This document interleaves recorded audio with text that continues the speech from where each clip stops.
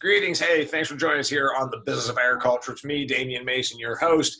The Business of Agriculture is not just an audio format anymore. It's now a video format. That's right. Go to YouTube and type in Damian Mason or go to D Mason Comedy. That's my YouTube channel. And you can then hit subscribe. I would love for you to do that because then you hitting subscribe will get us more visibility. So it's on YouTube at D Mason Comedy, my Damian Mason playlist, Business of Agriculture, as well as the Do Business Better podcast. Also, it's on all of the audio formats where you get your podcast.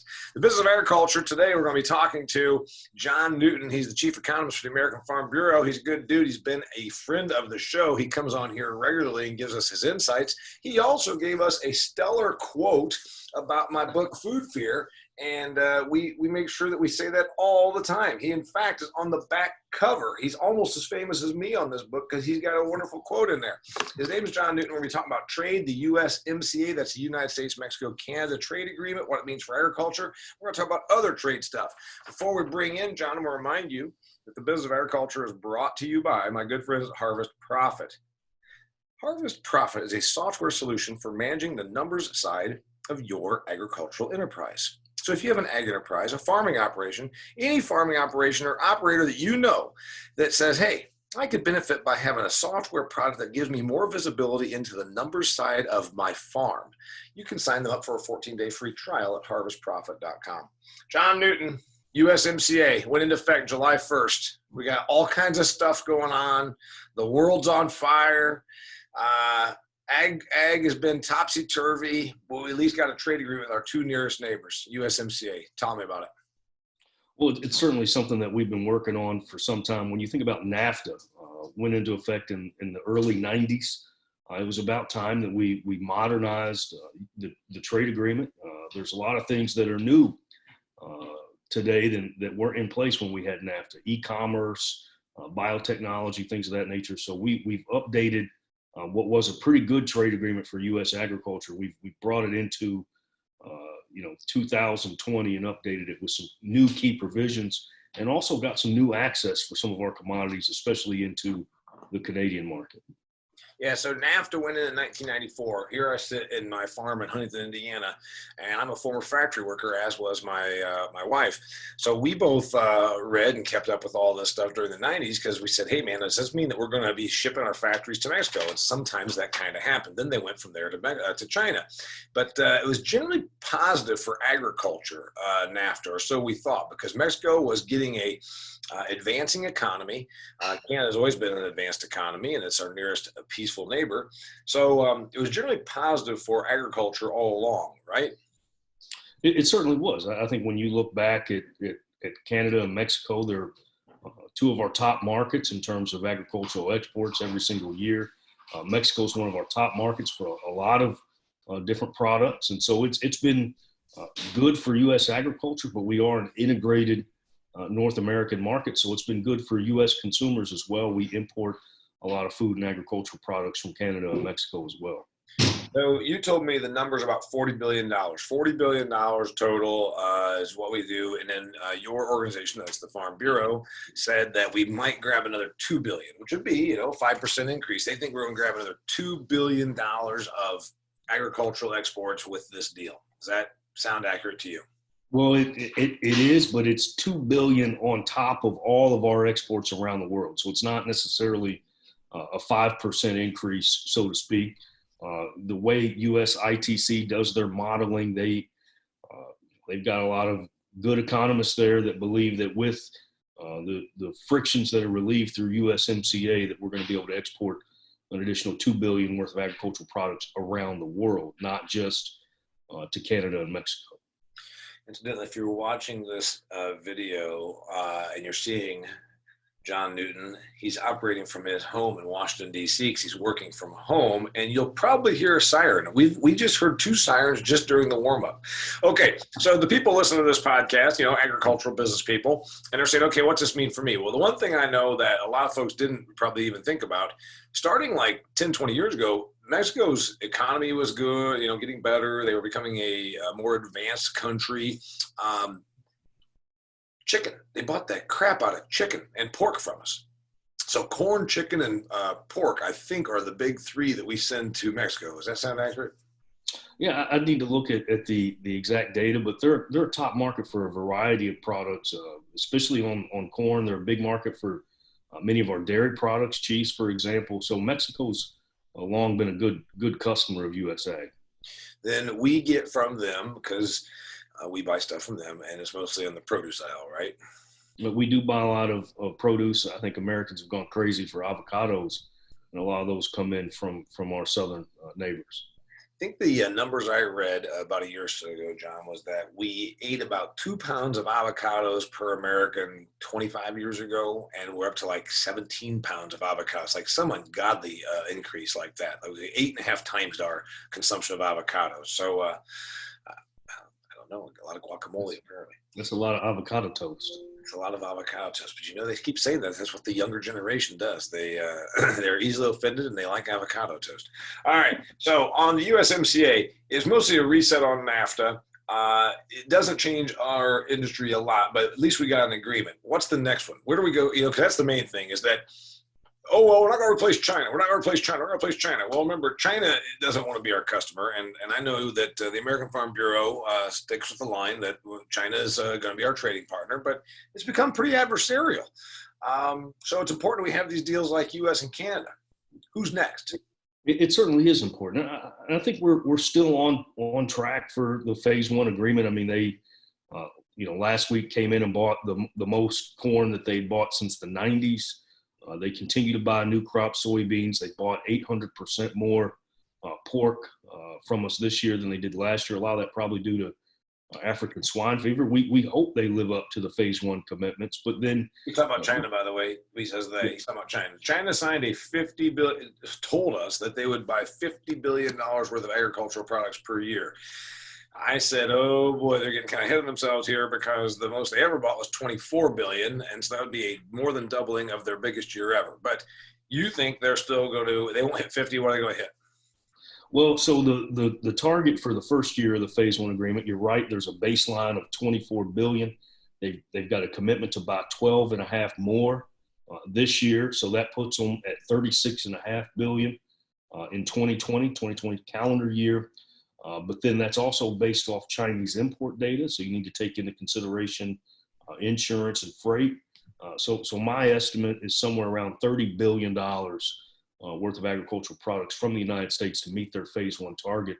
And today they're sitting around, my guess is $7 billion in sales is what they've reported. And we've got them down at about $5.4 billion in sales. We've got a long way to go to get to 30 billion. Okay. TPP, Trans-Pacific Partnership, was dead starting in 2016. Now we got this thing hammered out with USMCA, Mexico and Canada, the United States. Where do we turn our sights next on agricultural trade deals? Well, I think there's been an effort in Washington, D.C. to go back and try to negotiate better access with the Japanese, especially on the dairy front. There's the administration last week announced that they're going to enter into negotiations with Kenya. And so that potentially, if we're able to get that accomplished, can open up the door to doing more business on the African continent. So, at the end of the day, when you think about, our productivity growths that we have here in the United States, our yield growth that we have, we need to find more partners around the world. We need better access to those markets. We need to get rid of tariff and non-tariff barriers to trade. That's going to be the success of U.S. agriculture. Now, you brought up dairy. Dairy was the sticking point with us in Canada. I still don't understand it. I'm from a dairy farm background. I still don't understand it because just like the milk checks, they're so convoluted and how they pay. What was the actual problem with us in Canada on dairy on this trade deal? Because what ends up happening is we get 3.6% of the Canadian marketplace newly opened up to us for dairy. 3.6% of a 37 million person country. It's like picking up Indianapolis. I mean, it's like, okay, all right, great. We got 1 million people. Ooh, what are we talking about? Well, I think, you're right about milk pricing being very complex. The Canadian dairy industry is also very complex. They have a supply management system that they run there in the country. And I think our challenge with them really dates back a few years ago when they instituted what we call the Class 7 pricing system there in Canada that essentially prevented us from exporting some of our higher value dairy products that we had really built. We had built companies and businesses supplying ultra filtered milk products into Canada, and they changed their pricing system to really close the door on us. And so under USMCA, they're supposed to get rid of that Class 7 pricing system, make it align more with how milk is priced here in the United States. And then they did give us 3.6% of their market. I think there's some disagreements today on the TRQ access that Canada did provide us. So Ambassador Lighthizer has said that we may potentially have to go into some sort of dispute mechanism with Canada on their dairy issues. Okay. Japan. What about England? I'm sorry, Britain, Great Britain, United Kingdom. They're dropping out of the EU. Are they going to become our new buddy? I think the key to that is whether or not they're going to accept agriculture as part of any trade agreement. We've long had difficulties in Europe getting access for our agricultural products. They have non-tariff barriers to trade, for example, on how we wash poultry.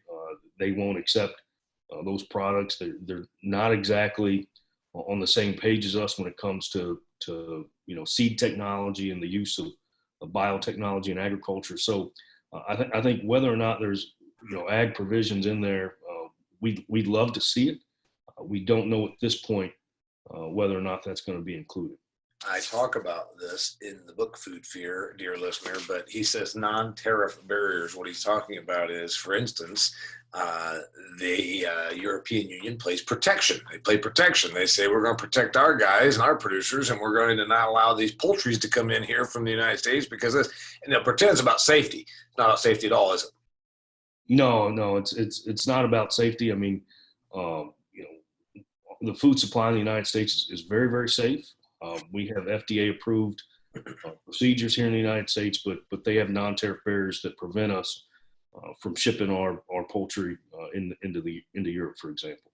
Yeah, same thing with seed technology. They before Bayer bought Monsanto, Bayer and BAS were two big German companies, and they said we don't have GMO seed, so let's make sure that we pretend that it's unsafe. That's why we don't want to come in here to protect our own, right? Well, I think when we think back about part of the bigger picture here is on sustainability, and without this seed technology, without the right place, right time, without precision agriculture, we couldn't do the things that we're doing today. And I think you have to accept modern agricultural technology if we're going to continue to improve and reduce our environmental footprint, and getting the Europeans on the same page with that. Not only would it help us in the European market, it would unlock the African continent because there's an anti-GMO fear there as well. Yeah, the thing is, you and I are talking about science and economics, and those are not two concepts that are understood by Main Street citizens. Next question. If I'm an agricultural person here in the United States of America, what do I need to know? What did USMCA just do for me? I think one of the several things, and really a lot of it's designed on the Canadian front. For example, U.S. wheat, when it would enter Canada, automatically got downgraded as feed grade wheat. That's been fixed. Canada had protections against U.S. poultry and U.S. dairy, and that's hopefully being fixed. It also, USMCA, there's biotech approval, there's geographic indicators that prevent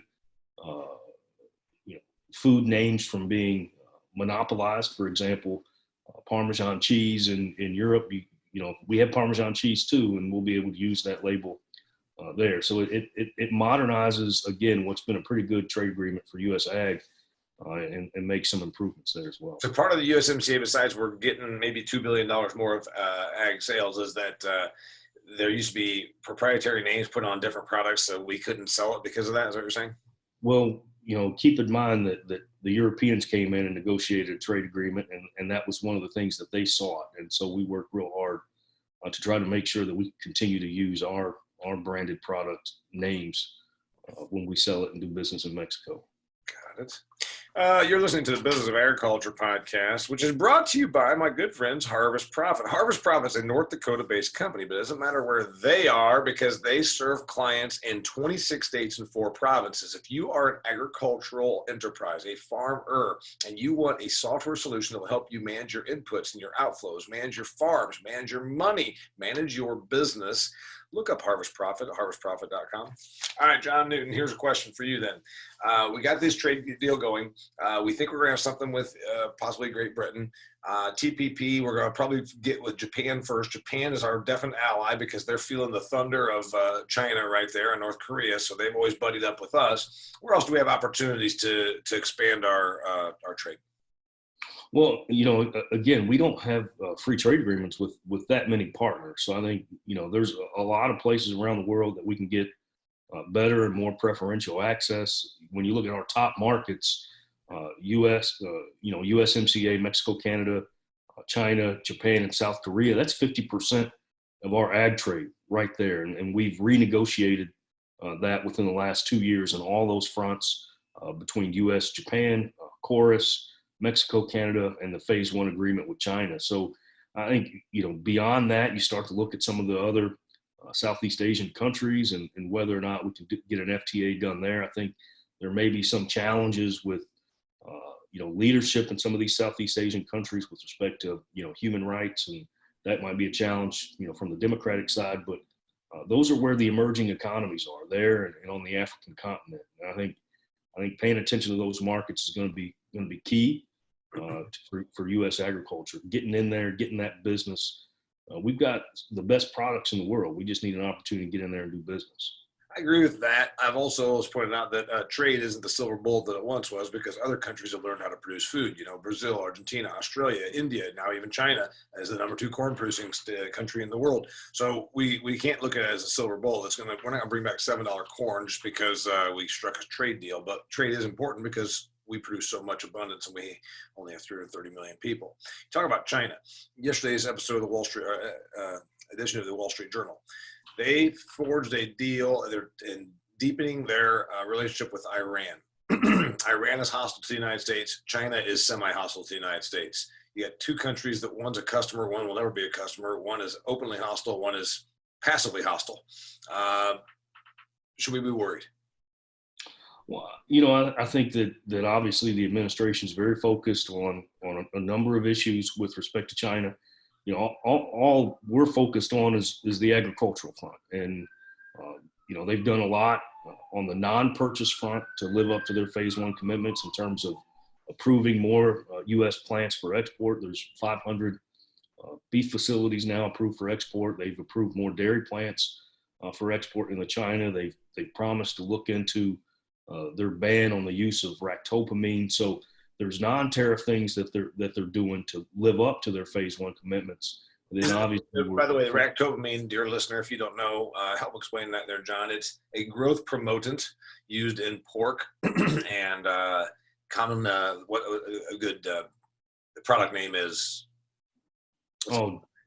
Geez, now you're asking me to be a scientist. Whatever the hell it is. Growth, right? It's a growth promotant, and China used to say they couldn't bring any pork in that had been produced with it. Now, when you kill off half of your hog herd through African swine fever, you become a little less choosy. Is that what happened there?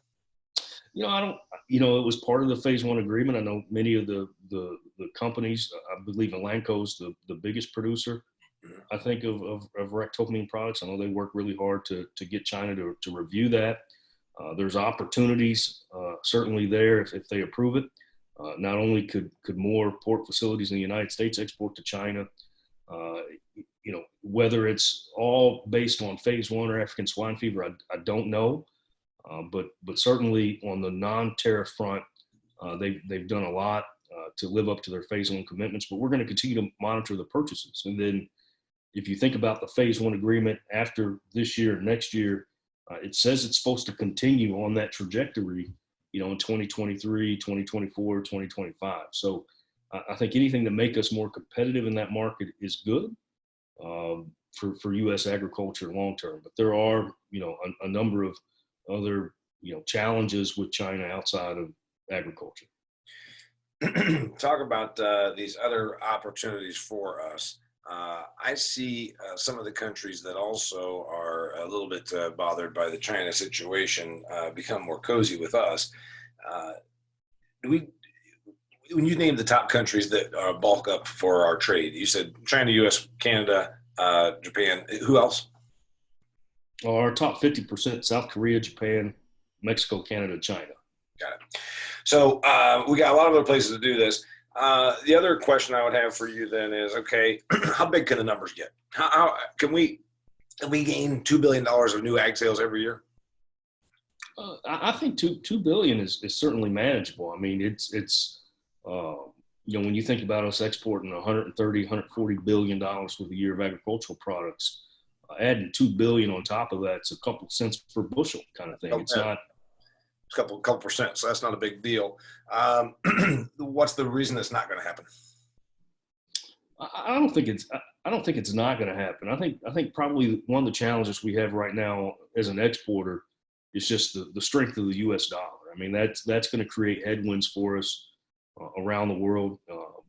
Right now, U.S. ag exports are down about 4% compared to the first 5 months of 2019. And down to Canada, down to Mexico. It's up slightly to China. I believe it's down in Hong Kong, down in Japan, down in South Korea. So I think that would probably be one of the biggest headwinds. Is just the relative strength of the dollar. And then when you think about some of our major competitors, the weakness in the Brazilian currency, makes it very difficult for us to compete. Long run, it promotes additional acreage growth in South America because they end up having what amounts to be record high commodity prices while we've got depressed commodity prices. Yeah, so that's the bigger concern, John. We've got a high. Our currency is valuable, and in Brazil does not. And so Brazil, you got this situation where Brazil is still bulldozing. Are they still bulldozing forest and planting soybeans? I think they are. So how our situation in Brazil, they're going to continue to be in a better situation because they've got cheaper ground. They can go out and bulldoze over some ground and put soybeans in it. And then also the currency is very low value, right? Well, and then they've gotten really good at their second crop corn. It's not really a second crop anymore. It's just they're raising corn. So they can come in and double crop and they can respond in season to changes in demand. So if there's all of a sudden a run up in corn prices in the marketing year, they can respond a lot faster than we can, for example, because we got to wait till the next growing season. So I think they're going to be a big competitor of ours on the corn and soybean front. We know what Eastern Europe, the Black Sea region on wheat. We know what New Zealand, Australia, and Europe, their competitors on pork and dairy products with us. Like you said earlier, more countries around the world are getting pretty good at raising food, and that makes it that much more competitive in the global markets. Does Brazil start becoming a major protein producer since they've got the corn and soybeans? Did they just go ahead and start throwing up chicken houses and pork and pork houses?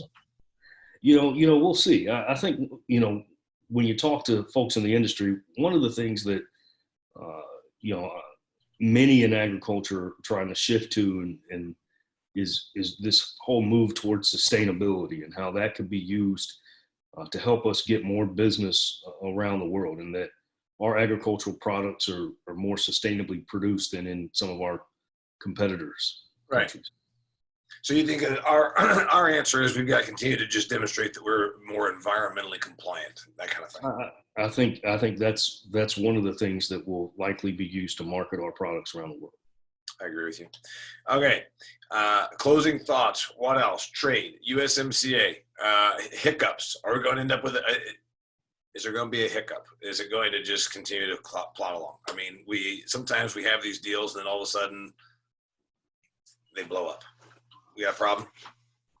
I think we need to continue to monitor the phase one agreement with China and hiccups moving forward. I mean, we're coming out of, hopefully we're coming out of, this pandemic. I think that's going to be a big challenge moving forward. When you look back over the last 3 years, Damian, the federal government's been involved in agriculture in a way it hasn't been for in terms of ad hoc disaster payments, ad hoc trade assistance payments, ad hoc coronavirus assistance payments. 19 billion so far this year, right? Well, we've got a 16 billion coronavirus food assistance program. We had a little more than 3 billion in trade payments that went out earlier in the year that were authorized last year. We're going to need to figure out a way for the farm economy to be less dependent on these ad hoc payments. And when you pump that much money into the farm sector, you can't just turn it off. And we're going to need to work through that and kind of wean ourselves back into a market that's dependable in terms of we know where we're doing business. The challenge that we've had in all of these years is that you go into a season and you think this is the market we're raising our crops for, and then it gets pulled out from under you. And we haven't had a year without significant uncertainty since 2017, and we need to get certainty in our markets. And I think that's ultimately what we need, moving forward is, certainty, knowing where the demand is, and then farmers can make business decisions. But it's hard to make business decisions when the floor is always moving underneath you. Of course, everybody has that situation right now. There's a great deal of uncertainty for the mom and pop pizza shop to the laundromat to everybody right now. There's a lot of uncertainty, so it's not just unique to agriculture. Yeah, I'd agree with that. All right. This episode of the Business of Agriculture is brought to you by Harvest Profit. I do encourage you to go and check out harvestprofit.com. It's a software solution that will help your agricultural enterprise be more productive, more profitable, more prosperous. John Newton, the Chief Economist of the American Farm Bureau Federation. Last thoughts, last ideas, last anything. Open mic for you. You can just say whatever you want. Well, I'm glad the siren stopped for the last 30 minutes or so. So that's open mic, but I meant something about agriculture and economics, for crying out loud. We all knows that the siren stops. This is just a really tough time for agriculture. We've been working so much the last 4 or 5 months. It feels like 4 or 5 months. Really, it's only been three months or so. Yeah. Just identifying all the challenges that coronavirus has brought upon agriculture. We're starting to see certain sectors recover, but there's a long way to go. Ethanol is slowly getting back to normal. Beef and pork production is slowly getting back to normal. But, we continue to work because there are farmers out there that haven't yet received assistance, who've seen their business evaporate. You take that combined with, headwinds or uncertainty on the trade front. It's a tough time in the farm economy. So we continue to work. The farm economy. Now, you mentioned ethanol. We had the ethanol guy on here a couple months ago. We were at like less than half capacity of the ethanol plants were even running. So because there's nobody burning fuel. So that comes back a little bit, but it's still going to be a while. It comes back a little bit, but think about if states start to go backwards in terms of their reopening. Are we going to have school in the fall? That's a big demand point for food. It's certainly very challenging. Food price inflation is going, it's the highest it's been since 2011. You take that and combine it with, more than 30 million people out of work. We're not out of the hole yet with all this. And I think that's where, we continue to work. Hope things start to get back to normal, but when you see the new coronavirus cases every single day, even though the mortality rate now is significantly lower than it was in mid-April, it's going to inhibit our ability to reopen the economy because people just aren't going to be comfortable in these large settings. The last thought, though, you had mentioned, I forgot to get around to it on your closing thoughts. You said about Africa, those are emerging economies, somewhat emerging economies. How long until they have the money to really become players to buy our stuff? I'll probably be in the ground, my friend. Okay, so we're going to sell some piecemeal stuff, but we can't bank on the continent of Africa replacing China, can we? Not anytime soon. I don't think so either. Cool. All right. So the siren stopped. He just did what all good economists do: gave you some good, gave you some bad, then gave you some uncertainty. Look at that. See? 3 hands. Right. Three-headed economist. Right. Okay. Ask 100 different economists, 100 questions. You'll get 100 different economists the same question. You'll get 100 different answers. Isn't that what they used to say? All right. His name is John Newton. You can look him up. He keeps up with me on social media. You can keep up with him on social media. He's big on LinkedIn. It's John Newton, American Farm Bureau Federation. He's over on Twitter also. And it's got a funky handle. What's your handle over there? New 10 _ ag econ. New, the numeral 10 _ ag econ. Yeah. Find me on TikTok too. Yeah, right. On TikTok. All right. Till next time. Thanks for being here, by the way, Professor Newton. Thank you. I appreciate it. You're right. Till next time, it's the Business of Agriculture.